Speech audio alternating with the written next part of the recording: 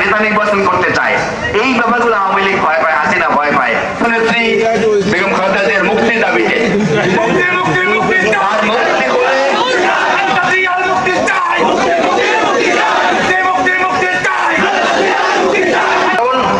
বাংলাদেশের 3 বারের প্রধানমন্ত্রী নারী জিয়া পরিবারের কোন সদস্য যদি এই বাংলাদেশের নেতৃত্বে থাকে তাহলে আওয়ামী লীগের 12টা বাজবে।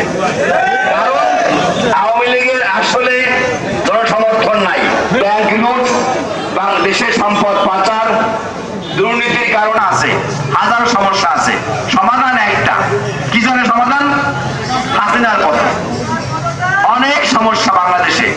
এই সমস্যার সমাধান একটা একটা করে ধরলে আমাদের বক্তব্য অনেক দীর্ঘ হবে।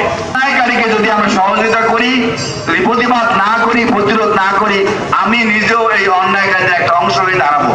ফ্যাসিস্ট যে সরকার, তাদের পতন ঘটবে এবং সেখানেই আমাদের সাফল্য।